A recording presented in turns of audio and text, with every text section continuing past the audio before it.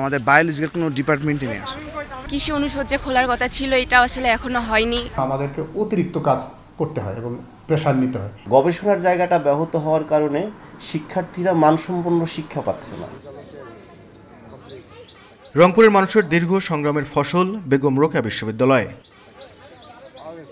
তবে প্রতিষ্ঠার শুরু থেকেই নিয়োগে অনিয়ম, দুর্নীতি, শিক্ষার্থী শিক্ষকদের আন্দোলন সহ নানা কারণে হোঁচট খায় বিশ্ববিদ্যালয়টি। ফলে দীর্ঘ সময়ে পৌঁছাতে পারেনি কাঙ্ক্ষিত লক্ষ্যে। ৮,৫০০ শিক্ষার্থীর জন্য শিক্ষক রয়েছেন ১৯৭ জন। প্রশাসনিক কাজ পরিচালনার জন্য জনবল রয়েছে অর্ধেক। বিভাগ চালু হয়েছে মাত্র ২২টি, আর কৃষি এবং আইনের মতো গুরুত্বপূর্ণ অনুষদ শুরুই করতে পারেনি। জেনেটিক্যাল ইঞ্জিনিয়ারিং নাই, তারপর আমাদের বায়োলজিক্যাল কোনো ডিপার্টমেন্টই নেই আসলে। একটা ইউনিভার্সিটিকে উন্নত করতে গেলে বায়োলজিক্যাল ইউনিভার্সিটি লিপার্টমেন্টগুলো লাগে। কৃষি অনুষদ যে খোলার কথা ছিল এটা আসলে এখনো হয়নি, অথবা উদ্যোগ আমি দেখতেছি না। শিক্ষক ও কর্মকর্তারা বলছেন, জনবল সংকটে প্রশাসনিক কাজ সহ মানসম্মত পাঠদান ব্যাহত হচ্ছে।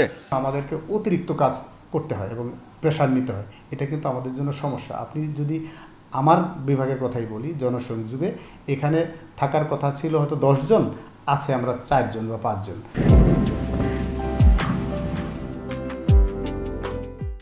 আমাদের ৪৭ জনের বিপরীতে একজন, এবং কোনো বিভাগে এই সংখ্যাটা আরও বেশি, ৬০-এরও অধিক। গবেষণার জায়গাটা ব্যাহত হওয়ার কারণে শিক্ষার্থীরা মানসম্পন্ন শিক্ষা পাচ্ছে না। তবে বিশ্ববিদ্যালয় কর্তৃপক্ষ বলছে, অবশিষ্ট বিভাগগুলো চালু সহ শিক্ষক ও জনবল কাঠামো পূরণে ইউজিসি ও সংশ্লিষ্ট মন্ত্রণালয়ে যোগাযোগ করা হয়েছে।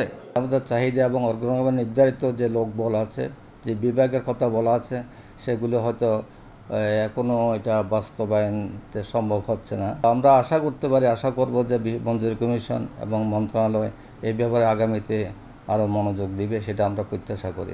২০০৮ সালের ২২ অক্টোবর থেকে ২০২৪ সালের জুন পর্যন্ত ১৫ বছর মেয়াদী নেওয়া পরিকল্পনায় ছিল বিশ্ববিদ্যালয়ে ৮টি অনুষদে ৪৭টি বিভাগ এবং শিক্ষক থাকবেন ৮৯৭ জন। নাজমুল ইসলাম নিশাত, সময় সংবাদ, রংপুর।